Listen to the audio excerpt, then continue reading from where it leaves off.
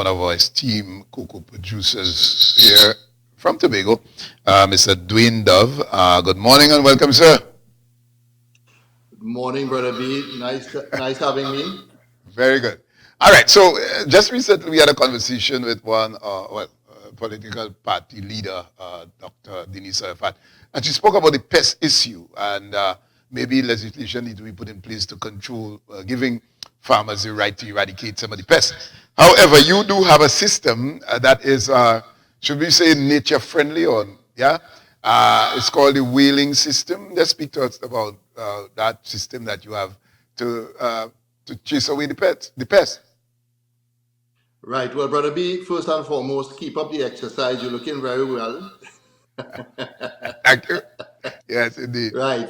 Yes. Well, Brother B, just for our viewers, new viewers, I established the estate in 2005, 2010. We received our first harvest. 2011, our first World International Award, but also 2011, our first parrot attacks. So we have been experiencing damage from the parrots for 14 years, right? And now, finally, we have a device that was provided to us through the THA, right? And the and partners, Digicel and CARDI. And this Wailer system, which is actually a bird scarer, was installed at the estate in January 2024 last year. It's been rotating around the island to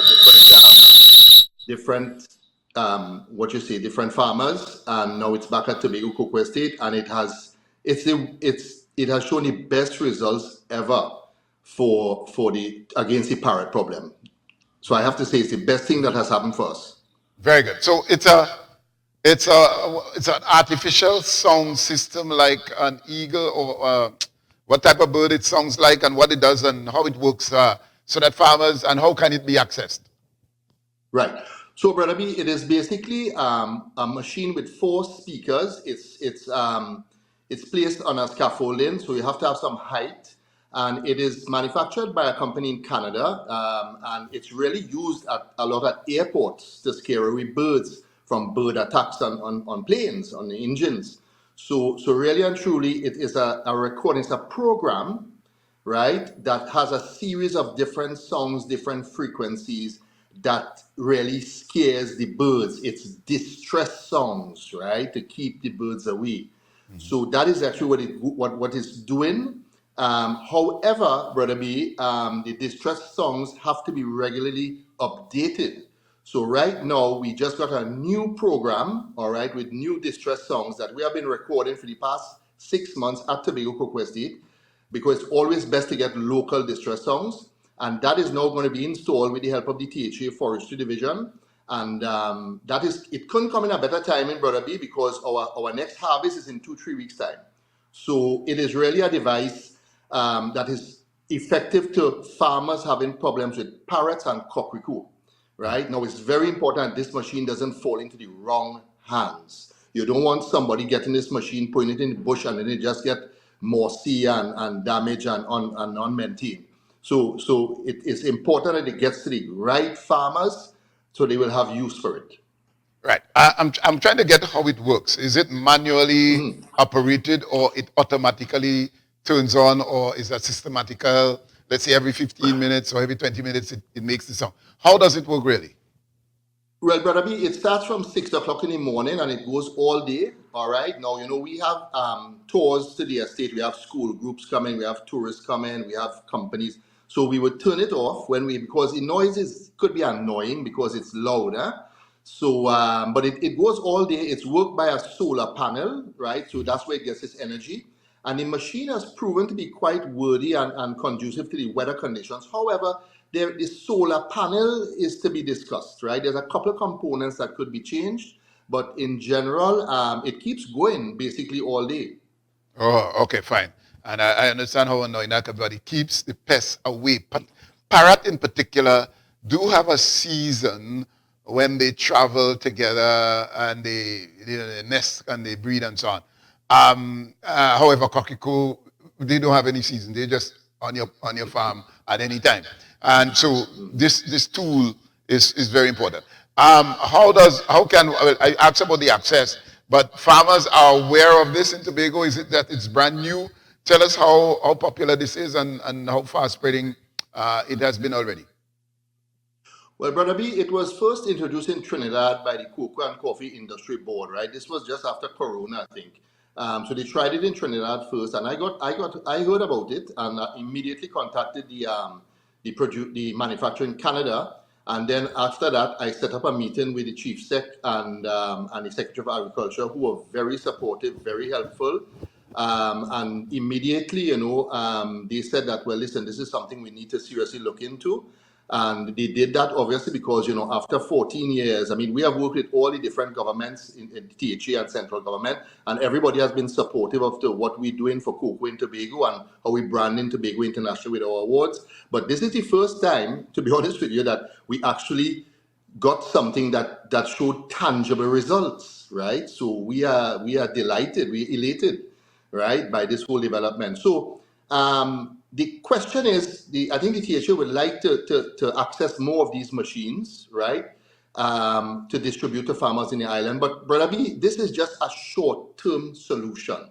The long-term solution to the parrot problem is there are too many birds. We have to bring down the bird population by culling and also by removing the eggs from the nest. You need a gang from forestry to go up and remove the eggs from the nest. And then you also need to introduce, right, birds of prey, because there's not a balance in, the parrot is like an apex, bird animal, it's like the great white, so we need to deal with this long term, but in the short term, definitely the whaler is a good solution.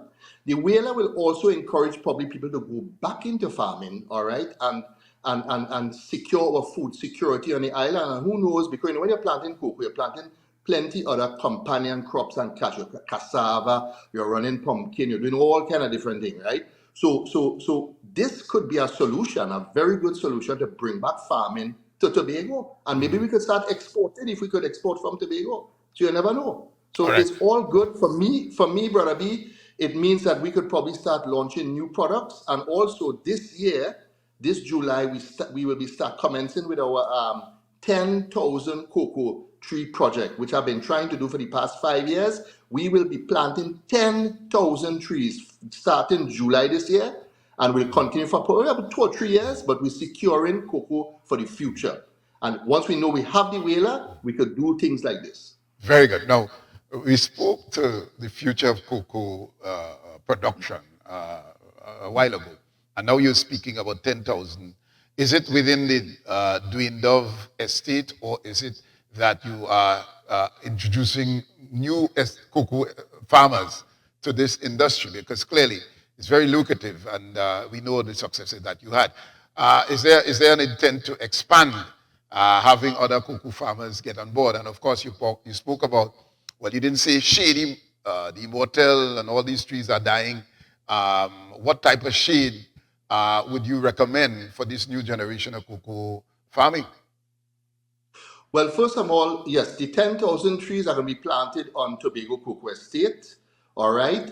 We have to purchase the trees, of course. We're not getting them free from the government. So we have to purchase the trees, and we are supplying, because we would have a lot of debts throughout the years, and then so we're supplying and we're planting new areas, right? Now, as far as other farmers are concerned, and of course, the recipe for establishing a cocoa estate, Brother B, is that you have to have your bananas and your immortals and your cedar and all these kind of things. So that is basic.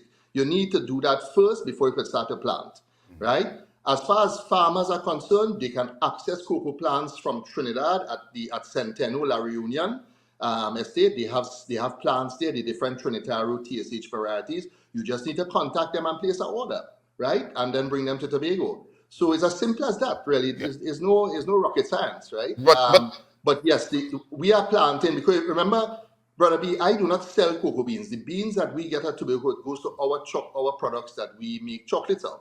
What I have been doing this year here is that I've begun buying wet beans from farmers around the area, right? And this is also in an effort to encourage people to start planting. We pay a premium per kilo for wet beans. Just to contact us and come up and we will buy your beans. Because so we're doing different things. Yeah. What we boast of, Mr. Dove, and we take pride in saying that Tobago has the best cocoa beans in the world. What are we doing to preserve and to ensure that that special cocoa bean, when you grate your chocolate and you make your chocolate tea, you said this is Tobago chocolate beans. In terms of maintaining the quality of the beans and so on, what approach is there? Well, Brother B, we have good plant material, right? I mean, we have the Trinitario TSH, which is a hybrid, right? It's a cloning of two different other cocoa beans, right? So the Trinitario has these lovely fruity floral flavors. We have different strains of the Trinitario that has been developed throughout the years through the Minister of Agriculture and through a lot of outstanding work done by the Cocoa Research Center at Juby. So we have a lot of good plant material in Trinidad and Tobago. We have the knowledge, right? We have the land, all right? It's just to encourage people to start back planting again. Now, Brother B, there's a cocoa crisis in the world, right? The countries that produce the most cocoa, which is in Africa, the Ivory Coast and Ghana, the climate change has reached there. And now, there's a huge shortage of cocoa. And the climate change is with us to stay. So I can't see climate change getting any better anytime soon. So if there's any time now, more than ever, to get back into cocoa is now, right? Now is the time. Now is the time. What interest is there? You are, success story. There are other cocoa producing estates, not in any large number. I mean, how do you encourage? I mean, they say show the young people the money and they will be involved.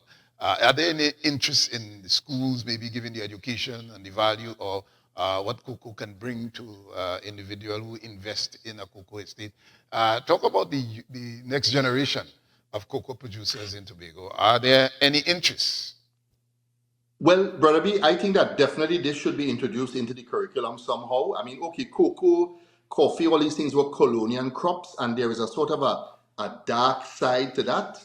But we in a different era now, and we are blessed in Trinidad and Tobago with our Trinitario cocoa. So I think definitely, this should be something that should be introduced back into the schools at an early age and probably show the kids, well, listen, this is what you can do. I mean, everybody loves chocolate. So if you could get the kids involved from an early stage, I think you could breed a new batch of cocoa farmers. Mm-hmm. But back to what you said, Brother B, very important point, that is with the financial gain, right? Now, as I said, nobody not going and plant cocoa, all right, wait 4 to 6 years, start to get your cocoa and the parrots coming and eat you out. That's just spinning top in mud, right? You need to put things in place to secure the harvest in the future, and that is by dealing with the parrot problem. There's no way anybody will get into this unless you seriously committed to dealing with the parrot problem. We have seen that now with the introduction of the Wailer and the work with THA, Digicel, and CARDI, right? So I'm just hoping that they take it to the next level. These machines don't cost that much, Brother B. It's about $50,000 for one of these machines. Okay. Right? Let me say you get 4 of them for the island. You have one on each, 4, 5, or 6, whatever. Right? And then, you just put them out there. Right? Your THA needs to go back to get their firearms license renewed, so the rangers could be weaponized to go and do the culling work, because we have too many birds. We need to bring down the bird population. Yeah, you said that already, and I want to I'm coming back to that with the falcon and other type of predator that can attack these parrots and so on. But I want to ask, and I know Grenada has a large cocoa production, given Mr. Green, who would have gone there and started the cocoa industry there. In terms of what, are they having problems with parrot as well or any other pests, and what method are they using? Well, the parrot problem is in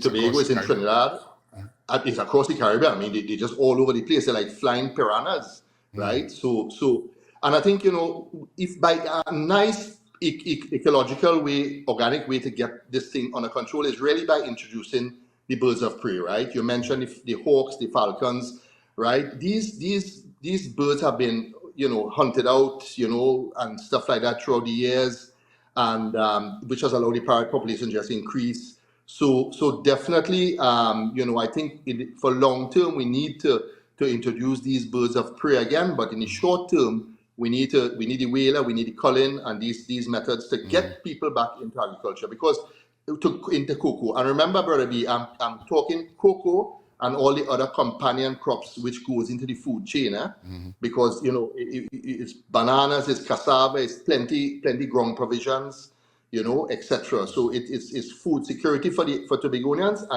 and then we could probably export. All right. You mentioned earlier about your awards, obviously world-renowned. But before we get to the awards, byproducts of cocoa, besides the chocolate bar, there are different grades. What else? Obviously, we know of the cream. Speak to us about the byproducts and the varying, the industry that is so lucrative that one can also invest in. Right. Now, Brother B, what we do and make in Tobago, and most of the chocolates, people making chocolates, artisans in Trinidad and Tobago, and what our beans are used for, are craft chocolates bean to bar. So our beans are not used for bulk production. The stuff that you find in supermarkets, etc. That you don't use our Rolls Royce, our Bentley, our Ferrari beans to go and sell in a supermarket, a kind of so-called chocolate, a fake chocolate in a supermarket, right? So basically, the cocoa butter is usually extracted, all right? The fat, the oil, that is usually extracted and sold to the cosmetic industry. Now, when you do that, you have to put something else in it. And what do you put? Palm oil or vegetable, some other vegetable, which is cancerous. It will kill you, and it is far away from what chocolate is supposed to taste like.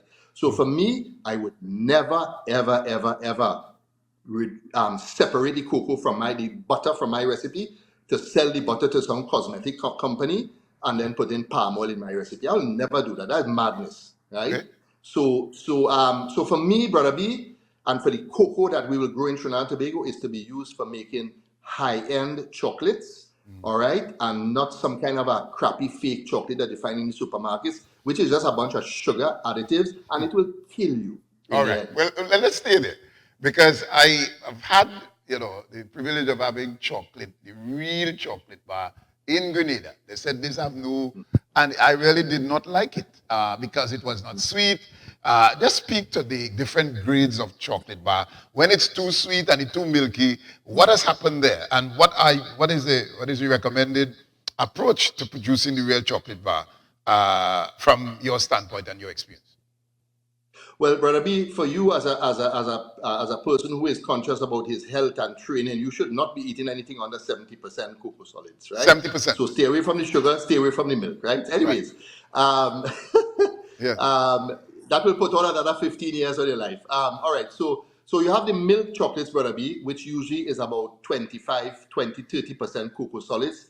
That figure that you see on the bar, that represents the amount of cocoa-related products in the chocolate recipe. So if you see 30%, it means that it's 30% of the cocoa. Now remember, palm oil and other vegetable fats are also considered cocoa-related products. So you could have a chocolate bar and you think, oh, well, this is the real thing, but really and truly it's just the cocoa mass and the and palm oil, right? Anyways, so those are the milk chocolates. Then you have a new category called dark milk, which is basically what our Laura bar is. This is a dark milk. This is 45% cocoa solids.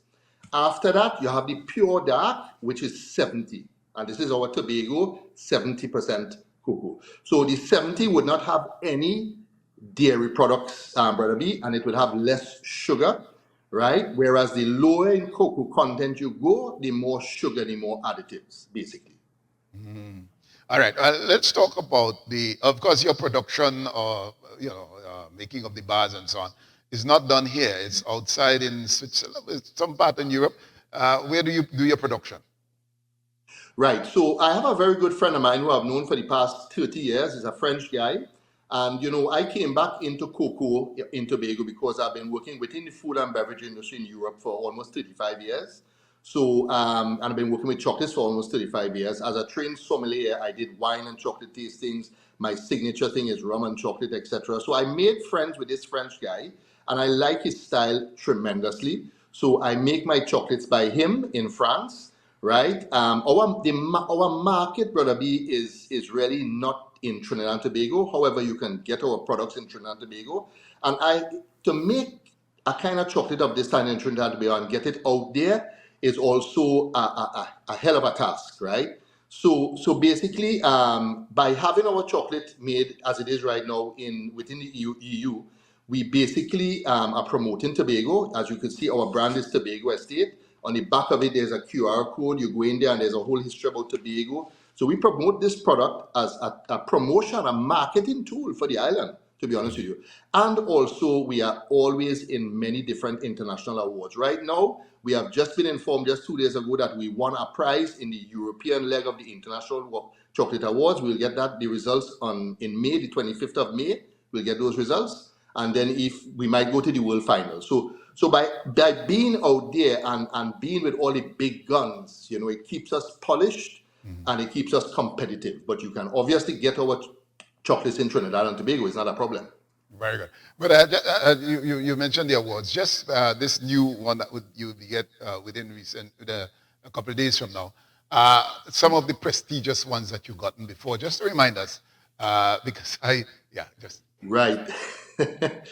After all the years, Brother B, we've been talking. You're probably losing track a little bit, but anyways, our most accomplished award was in 2007 when our Laura chocolate bar 45% won something called World Gold by the International Chocolate Awards. So World Gold, Brother B, in the world of chocolates, that's like the Nobel Prize for chocolates. Wow. So that is the highest that we have ever achieved, right? However, in December going here, we won 2 silvers. So we win silver, we win gold. We always up there with the big guns, right? Which keeps the Tobago brand visible internationally.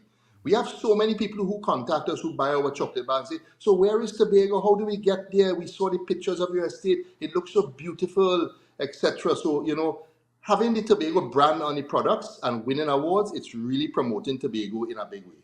All right, so that's an area of interest for visitors to capitalize on. Let's say that you're out there and you are asked to bring chocolate experts from varying parts of the world, those who adjudicate on the best chocolate bar and so on. That's an entity or aspect of our tourism that can be explored, don't you think?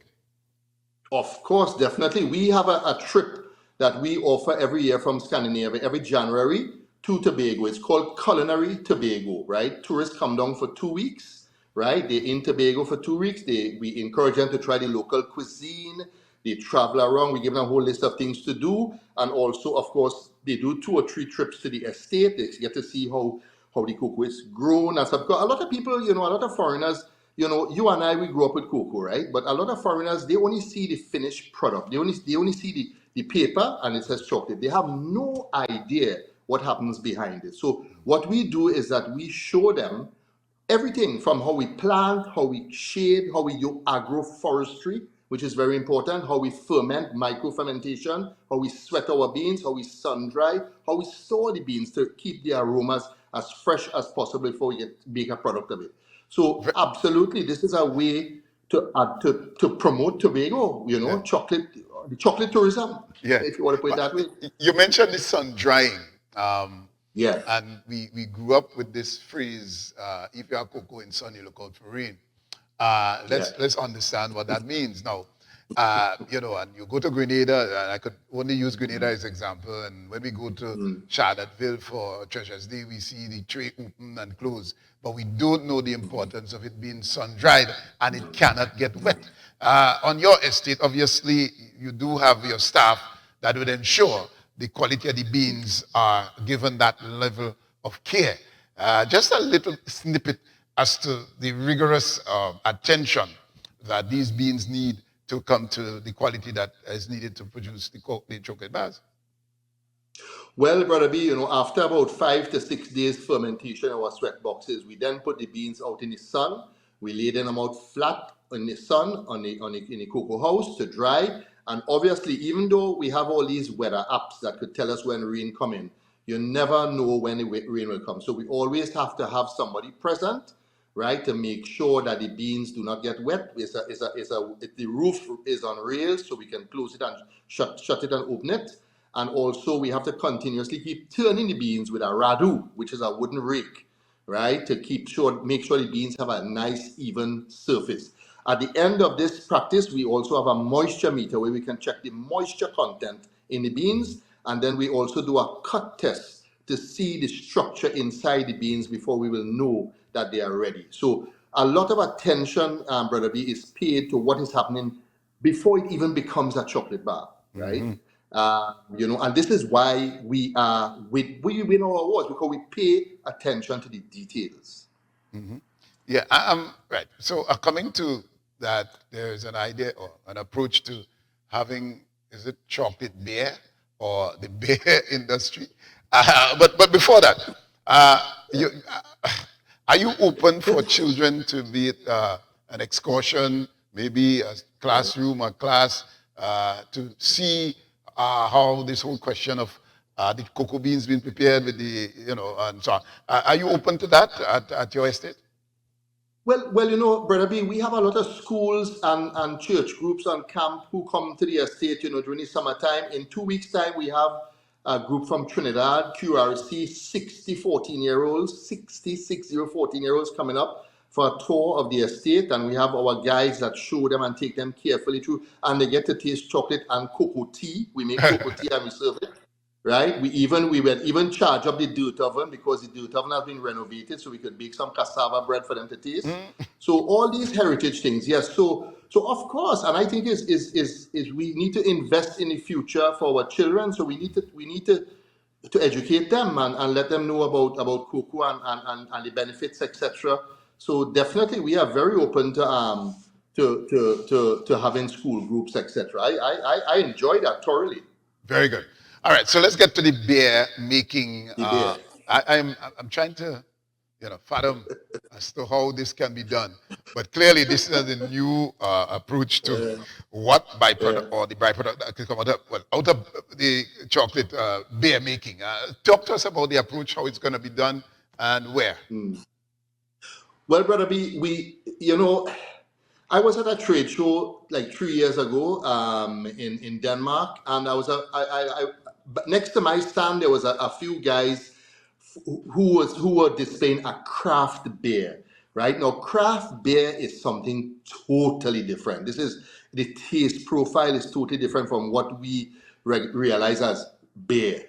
So they told me, listen, it would be so nice to try my Tobago Estate cocoa nibs. Now, what are the nibs? The nibs are the beans after they've been dried in the sun that we basically mill, a more rustic milling we would do, and then, crushing, I would say, and then after that we roast them very lightly. Well, it depends on the roasting. We could depend on the roasting. So what these guys did is I said, listen, we want to make a stout, like a moccasin, basically, right? And we want to infuse this stout with the Tobago Cocoa Estate award-winning cocoa nibs for 6 months, and let me see what will happen. Well, I said, no problem. I sent them 5 kilos of nibs, and I just forget about that. 6 months later, the guys sent me a sample, and I blew me away. I just couldn't imagine how this thing tasted.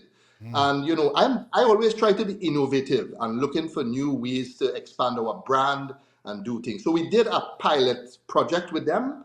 It's a Croatian craft beer, and these guys are known. These are like gods within the craft beer industry, and we got actually 4 out of 5 points on something called Untapped, which is like the barometer for craft beers. And 4 out of 5, that's almost the highest. First shot, one time. And why? Because of the fantastic beans that we have.